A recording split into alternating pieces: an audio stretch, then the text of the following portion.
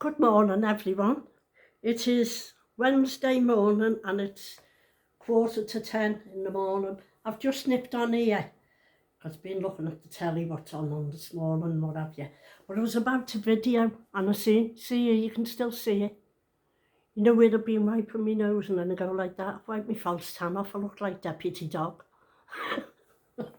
So I've just had to put a bit of makeup thing on it, but I can still see it right now. Shut up and get on with it. Anyway, what I come on to say is, and I'm not doing this out of malice or nothing like that. What it is to try and give some women a bit of strength. Because my mother used to, I'm talking about your mother, my mother's over there. I'll let you see her. I'll let you see me mother. So you know.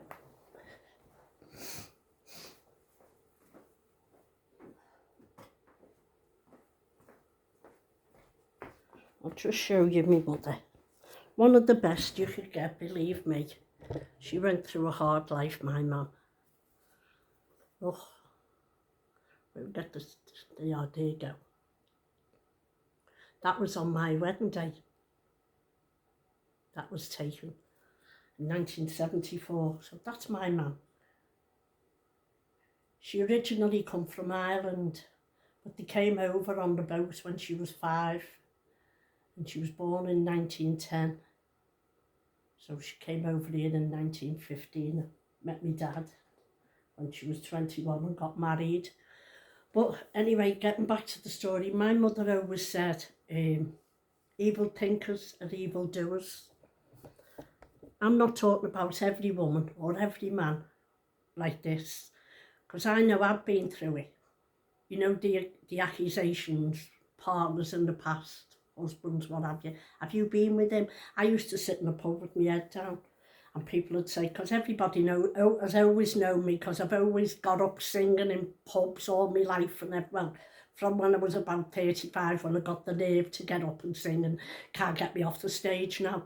And so people know me wherever I go and that.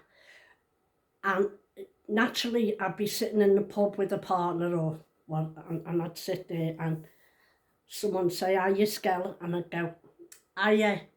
Like that, and look back down. The accusations would start. Have you been with him?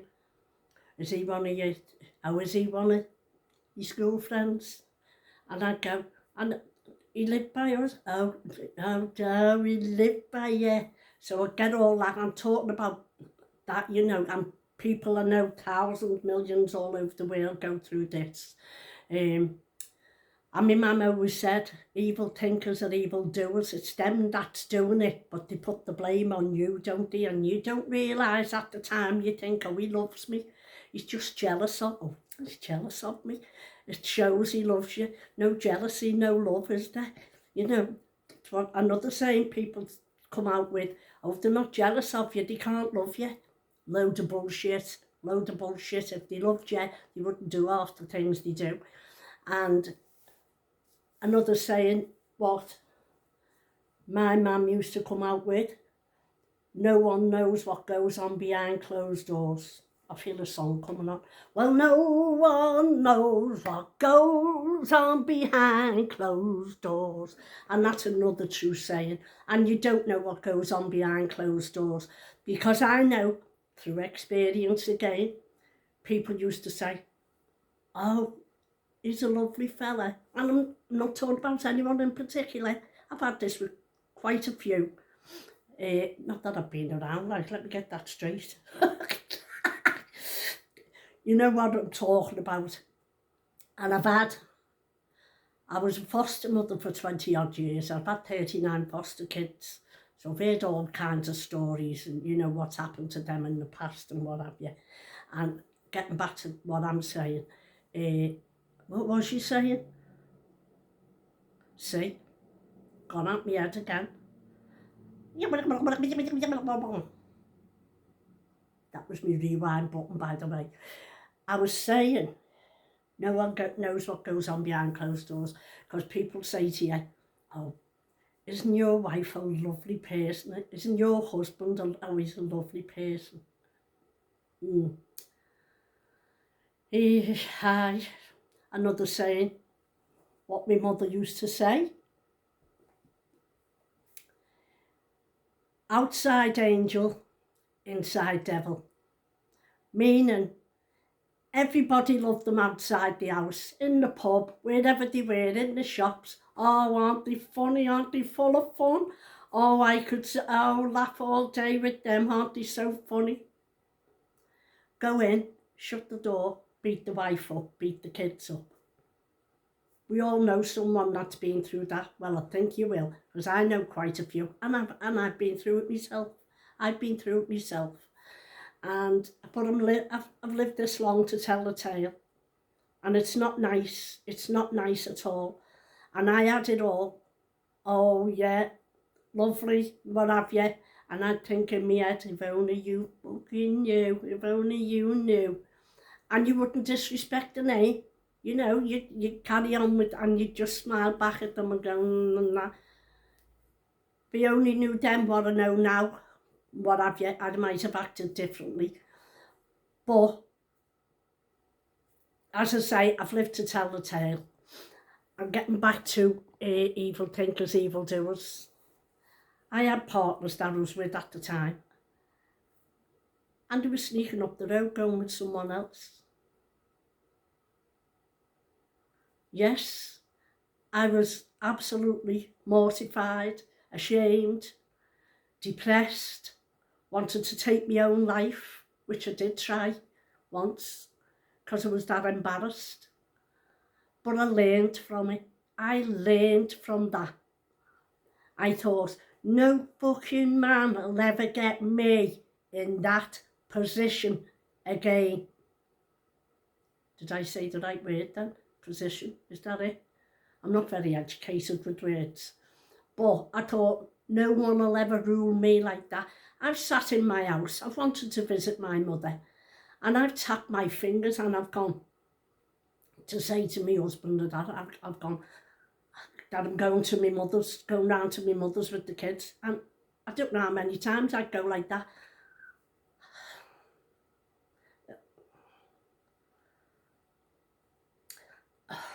I just couldn't get the guts to say, I'm going to visit my mother, because I knew what had come after it. And there's probably millions all around the world that's gone through that as well. I'd tap my fingers and everything. I'd be thinking, just come out with it, just come out with it. Because don't get me wrong, I'm a strong woman. I've battled with men in the past. I've fought men, big men as well. I wasn't afraid of no one. I'm still that temperament as well. I'll speak my mind, and I'm still like that to this day. If someone does me wrong, I'm not afraid of opening my mouth. I don't shy back and that and take it. No, will I not? Will I bullshit? So I used to, and I'd end up boxing with them and that, but I was still scared inside. I was scared of leaving because they had 4 kids. I was scared of the consequences in case they attacked me and done some harm to me. And at one time, I'd had a beating. I took a beating. I don't know how old I was, let me think. Must have only been about 27, something like that. And I took a beating off a certain person. And I thought, right, you've got to go to fucking sleep, mate. You've got to shut your fucking eyes and go to sleep. You won't fucking do that to me again. My kids see me with black eyes and what have you, a busted lip. So I waited till they went to sleep. And I made sure they were snoring. And I picked a bottle up at the side of the bed and I let them fucking have it right across the face. And I didn't regret it, because my face was destroyed. I didn't regret it one bit. And I learned from that. I learned a lesson from that. And then, yeah, it happened to me again and again and again and what have you. And I learned little bits from each and every one of them. And I've been on my own now for 22 years. People think John's my partner. He's not. Yeah, I wasn't married to John ever. And we haven't even kissed for 22 years. We were just companions, like going out and what have you. But he's not good company to go out with. So don't be coming back with me, coming back at me saying, oh, John, this is good and that pisses me fucking right off, that. Because as I say, no one knows what goes on behind closed doors. Yes, he will do a message or that for me. Yes, he will go somewhere for me. And if I say, will he paint or that, I pay him. I either feed him all his meals or that, because he lives on his own, or I pay him in money. I don't let him do nothing for nothing. So that fucking pisses me off when people say, but poor John, but fuck off. You've got to live to see. And that's why he hasn't been in here since June, since we came back from Blackpool. And I told you about that. Someone said to me, he's gaslighting you and he's stonewalling you, and I thought, fucking hell, yeah. 45 years, I never knew them words existed.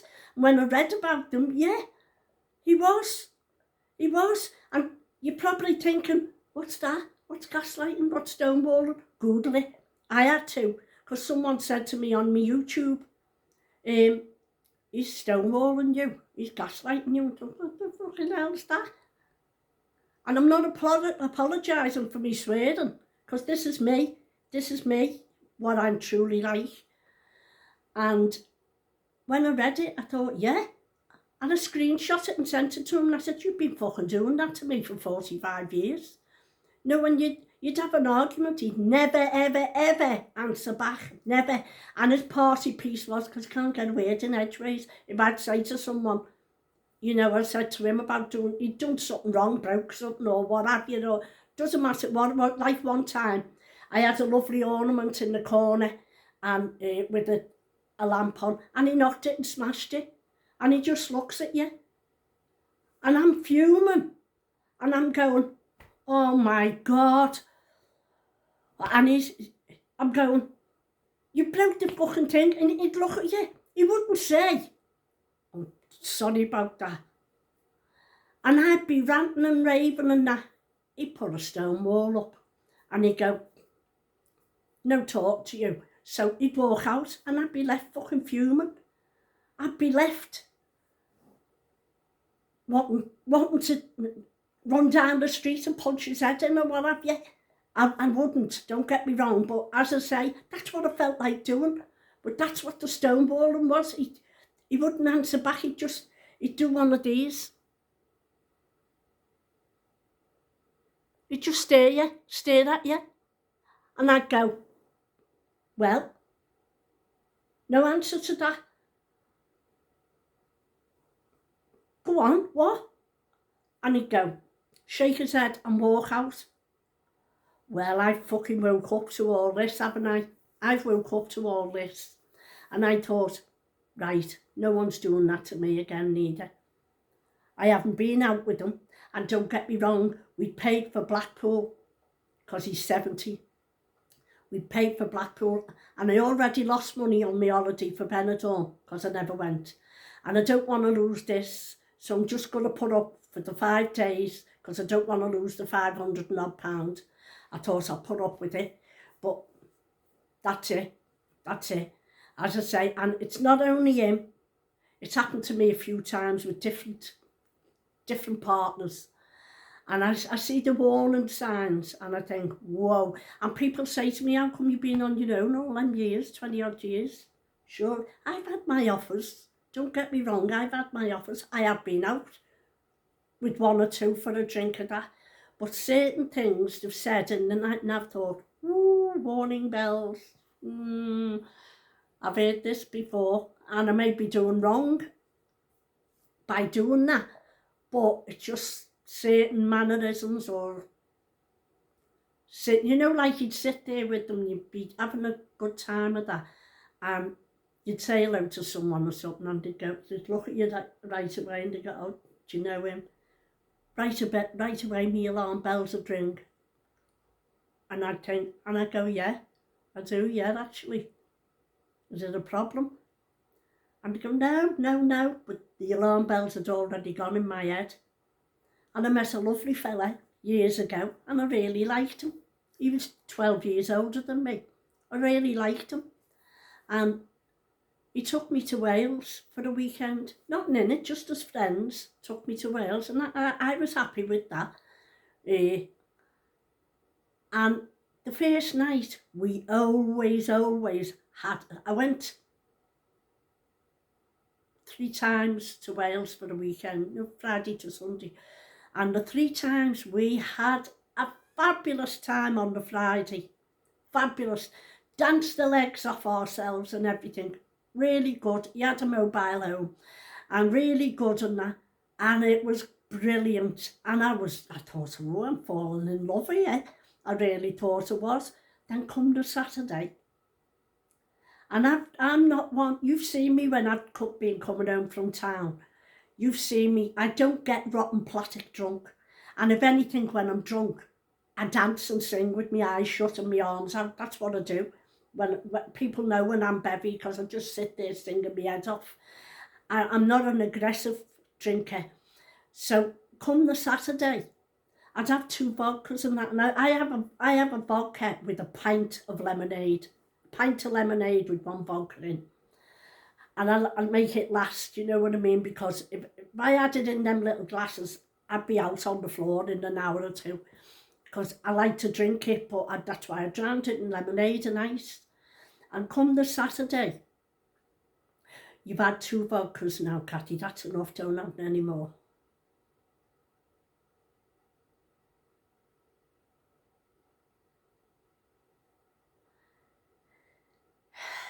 Why is that? Why? This was the first weekend I had away. I said, why can't I have another drink? I said, we've only been out about 2 or 3 hours. I've had 2 drinks. Yeah, but I don't want you getting drunk. I said, I don't get drunk. I know when I've had enough, I drink water. What's your problem? No, nothing can that aid. Yeah. So that immediately puts you on a downer, doesn't it? So, you know, the rest of the Saturday was sort of silence. And then you come home and I thought, nah, give him a miss. And then he'd ring me to say, I'm so sorry about that, Cat. I really had no right to do that. I said, no, you never. I know what I'm doing. I'm a sensible woman. I'm not stupid. If I thought I was getting too drunk or what have you, didn't know what I was doing, I would stop immediately and I'd go home. So I said, yeah, you were in the wrong. He said, please give me another chance. Like a fool, like we've all done, many of us in the past. I did give him a chance. And he done it again. And on the way home, as I said, the Friday, danced all night, had a laugh, and it was a scream, because they were all line dancing on the floor, and I'm line dancing. He's sitting watching me laughing his head off. And I'm having a go at line dancing, couldn't do it, still can't fucking do it, neither to this day. I can do the Jerusalem thing, but I can't line dance. Anyway, I'm line dancing at the back of the thing. The fella on the stage, the DJ, he goes, oh, the lady with the white hair at the back dancing. So I'm like that, waving to him. He said, I'd sit down if I was you, love. You look like you're trying to get shit off your shoe. And I did. I did look like I was trying to get shit off my fucking shoes, I did. But anyway, we had a laugh over that. Then he started again the Saturday.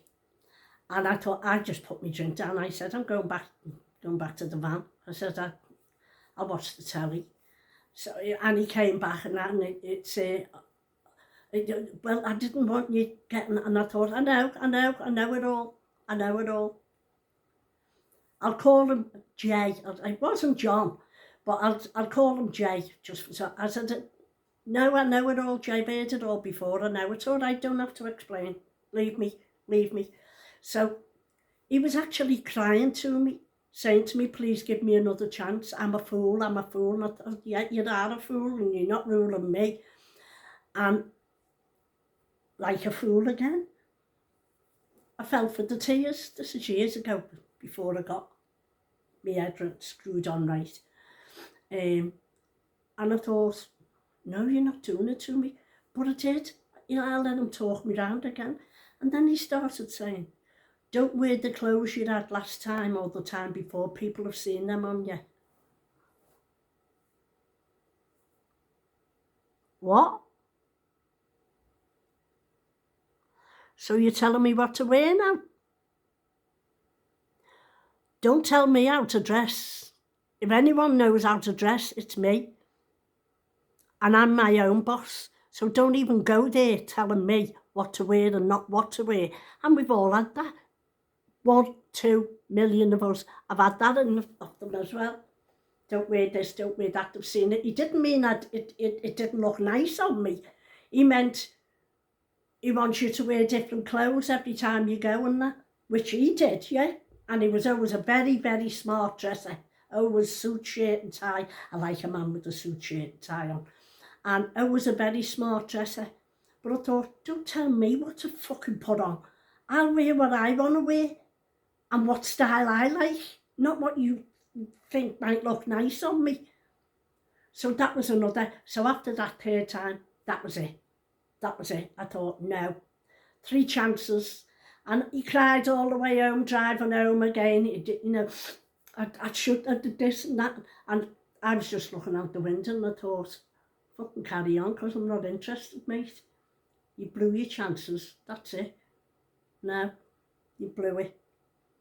So that was another, for instance.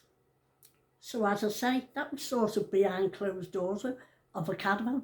But that's another thing. You know, no one knows what people see. All lovey-dovey kissing and what have you. Go indoors or sitting next to you, the whispers and what have you. Sit down, don't be doing that, sit down. Fuck off. That was me. Get to fuck, I'll do what I want, and I'd be up dancing. And them of you that don't swear on here, do you want me to teach you? No, jokes aside. I am a swearer. I always have been. I hold my tongue when I'm doing videos with you. But this is truly me. This is me. Everybody knows me. Everyone knows what I'm like. Even the grandkids, even the foster kids and that. I used to say to the foster kids, do not swear in my house. I swear like a trooper. I can't help it. I don't realise I'm doing it. Don't you try. And I say to the grandkids, don't ever swear around me. I'm telling you now. Don't let me catch you swearing. What they do outside, I don't know, so it won't hurt me. But do not swear in my house. Don't swear. Definitely don't swear to me. So, as I say, I'm not apologising for swearing because this is me. This is me, what you're seeing. So I just thought I'd nip on to tell you that. Be strong. I know it's hard, I know, because I had my mother to turn to. I had my mother to turn to, and my God, I turned to my mother many a time when I had no money for food or what have you. I turned many a time. I went to my mother's.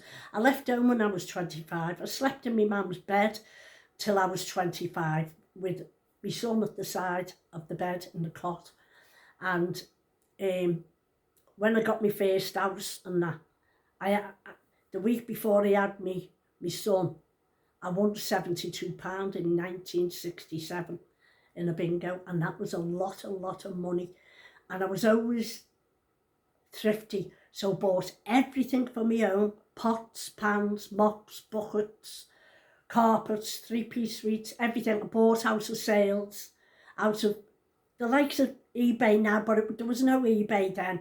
The likes of that second-hand shops, jumble sales. I bought everything, lamps, and the woman up the top of the road where I lived, Joan, she used to get in touch with me.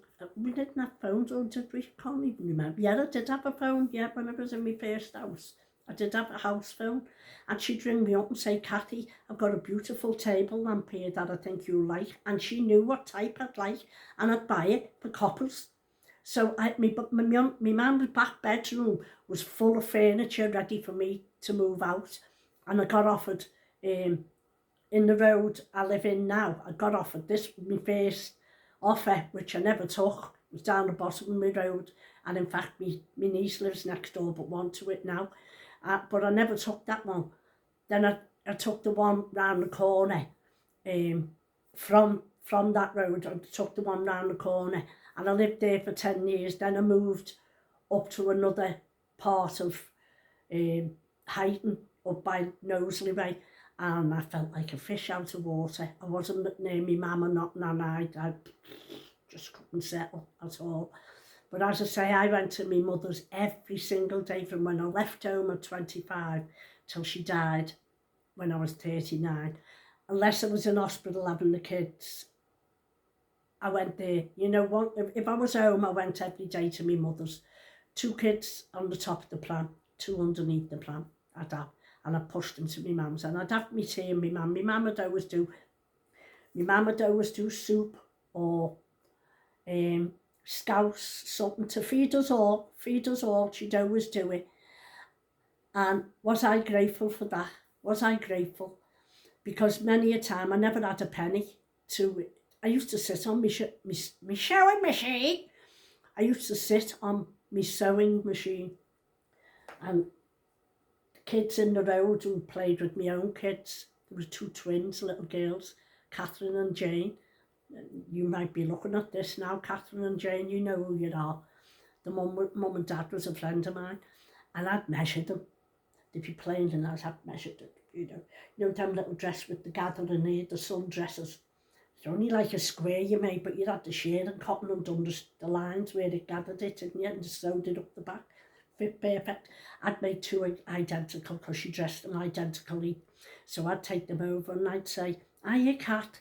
I don't know if you're interested in these dresses." I'd take about 3 sets, all identical. She'd buy the lot off me for her twins because she always had them dressed beautifully. I helped with that. So I've always been able to get by. I'd sell toffee apples, I've sold them. My mum done the same. This is where I picked it up from. My mother sold toffee apples to get by because my dad died when I was 11 weeks old, and my mum had 4 of us, and then my sister died aged 32 in childbirth, and she had me 2 brothers and me. They the next one up from me was 8 years, or Sam. He was 8 years older than me, but I was the baby. But my dad died when I was 11 weeks old. We didn't have like family around then, and my mum used to make him sell toffee apples and toffee sticks. And to this day, well, in fact, I'll tell you this little story. I got arrested one time for something I never done. It got proved in court I didn't do it. Someone accused me of hitting them. I didn't. It was a family member. I didn't hit them, and it was proved in court. But when I got arrested, I was a foster mother at the time, and I was absolutely distraught. I was distraught, knew I'd lose my job, knew everything, but I knew I didn't hit her. And I was absolutely, no one could speak to me, couldn't breathe. I was sobbing that much. What's your name? I couldn't get it out. I was in a terrible state. Every time I had to appear in court, actually went to court for the hearing, I couldn't breathe, I couldn't speak. I was that distraught. But when I got arrested, I'm in the cells.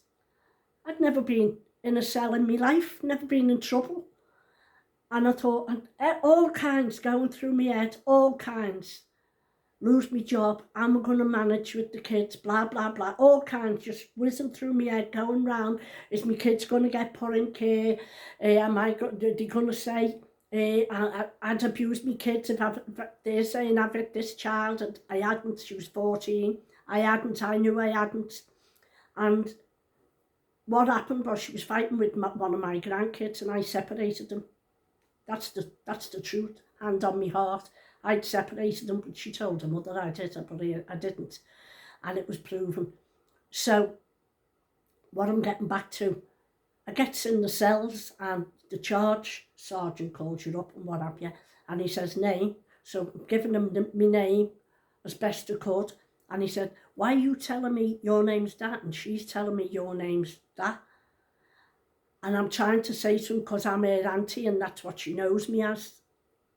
That's what everybody knows me as. They don't know me as my married name. I still don't get called by my married name. I still don't to this day. Everybody still calls me Skelly. Everybody. Even my husband calls me Skelly. John calls me Skelly. Everyone calls me Skelly.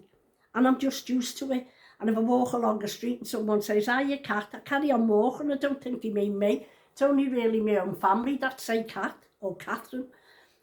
A few of my friends say Catherine, but not many. I'm Skell to everyone. So getting back to the sergeant, he said, why is she calling you this and you're saying your name's that? So I explained to him, and he said to me, so your name's Skellorn? And I went, yeah. He said, where did you grow up?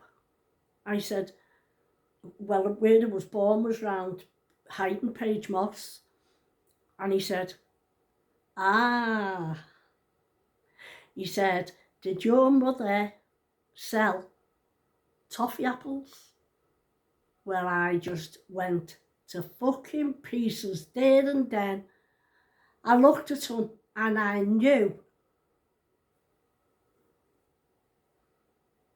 my mother, God rest her soul, was with me. I knew she was there with me, giving me strength. And I'm saying to this desk sergeant, yeah. He said, oh, I queued up in your mother's entry many a time for a toffee apple on the way home from school. That made me feel better, because I really did think, I've always been like spiritual, you know that. I thought, that's me mum letting me know, you're going to be all right. And that night, in bed, my mother, God rest her soul, she was never one, no mother's way back in the day. She was never one to, like we do with our kids, hug and kiss them, tell them they love them. They didn't do that. They didn't do that in my day, and I only found that out when I was about 27 off one of my cousins, or Pat, and I'm telling her, and I said, I don't think my mum liked me because she doesn't hug me or kiss me or nothing. She said, shouldn't it? None of them do, Cat. Should you not the only one? Should my mother doesn't do it? So I knew that I felt like I was the only person that happened to, but it wasn't. No mothers hugged and kissed then, and when you go to bed, she'd say good night, God bless. But she'd go like this with you. She'd go with you, lift her cheek up. And I used to think she didn't want to kiss me that way. It wasn't. My mum had TB, and she would never let anyone kiss her on the lips. Because of the TB, I was in the foster home, wasn't I, for 3 months myself while she went into rehab for the TB she was on. But my mother would never let you kiss her on the lips. And she'd always offer her cheek up.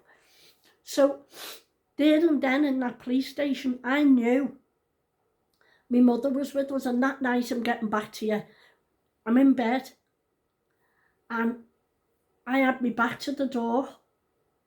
I was facing the windows in the bedroom, and my mother come behind me and put her arms around me. So the front of her arms were in my chest. I had my back to her, and she sat and she rocked me. And she was like this. And she said,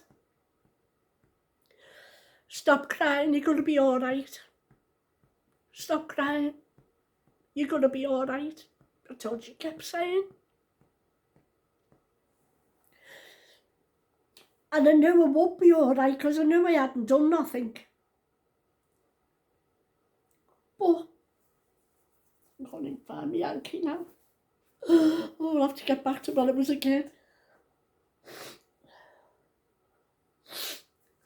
But part of me knew I'd be all right, as I say, because I knew in my heart I had not done nothing. And when it went to court, the said girl's friend got up and the judge said, did you say Mrs. Skelly, did you see Mrs. Skelly hitting. And he said, no, she never. Well, I went to pieces again. The judge just banged his thing. He said to me, you're free to go. And unfortunately, it's one of your family members that's told a lie about you. And I'm not afraid to doing this now. I'm strong. I'm strong. And I did say to my own grandkids at the time, don't turn against them.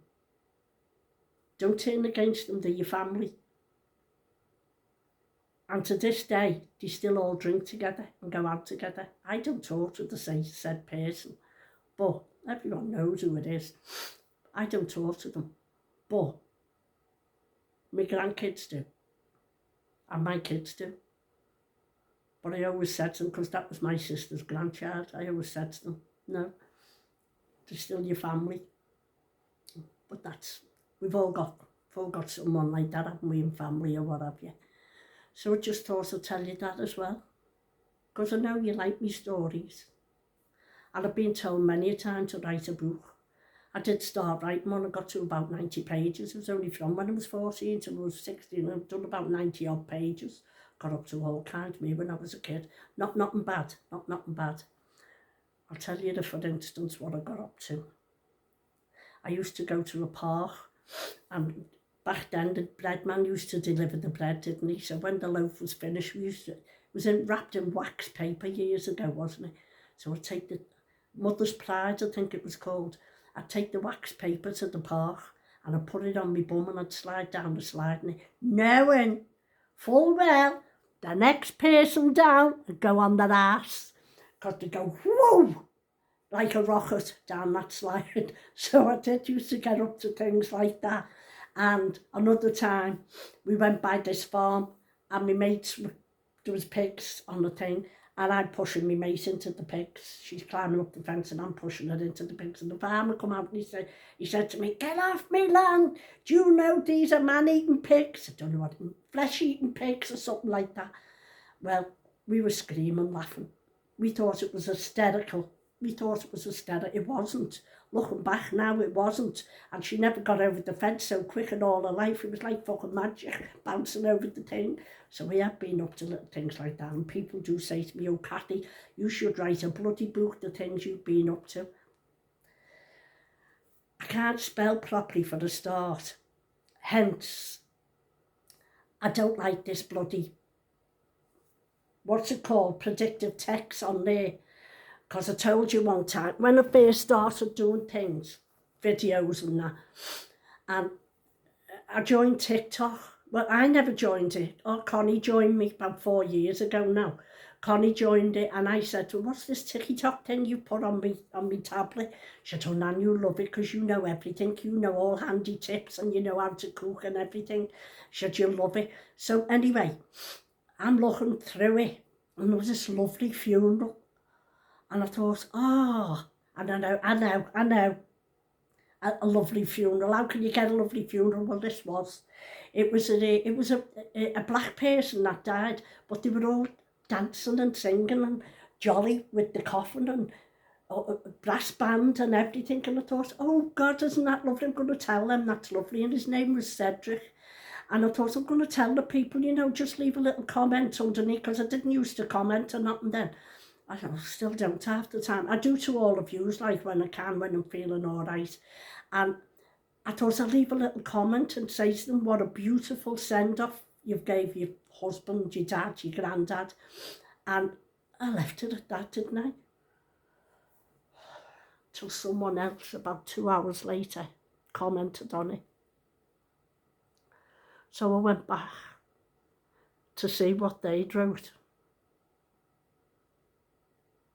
And I seen what I'd wrote. I thought I put, what a beautiful send-off you gave your husband, your dad / granddad / friend.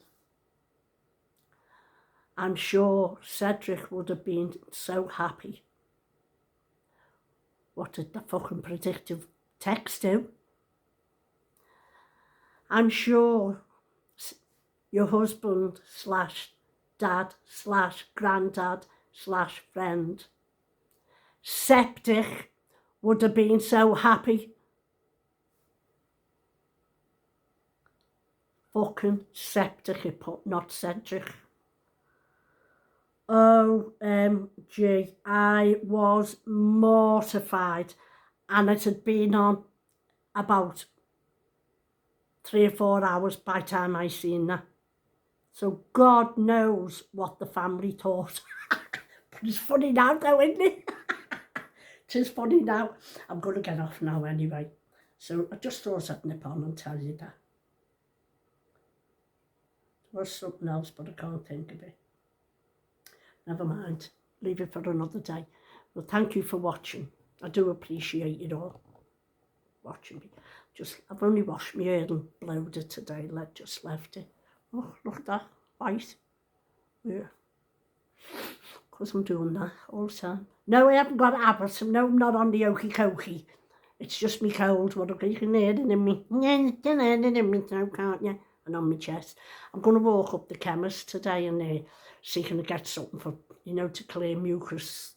Some woman told me to take a spoon of vinegar and sugar. I haven't got the guts to do that yet. I'll see if chemist got something for mucus. I'll do that. So thank you for watching me. I do appreciate it. Don't forget. Oh, and YouTube, if you're checking this, can you check? Because a lot of people are saying to me, they've pressed the bell, they've pressed get all, they've pressed subscribe, done the thumbs up, and they're not getting all my videos. They're not being notified when my videos come up. Now, that's not fair to me or to the people that want to watch me, because there's an awful lot of lonely people around the world who like to come on and watch me stories and that. So please look into that and make sure the people are getting notified when I come on and post the video. Are you listening? Thank you. That was to YouTube, not to you lot. So I'm going to go now. Thank you very much for watching me once more.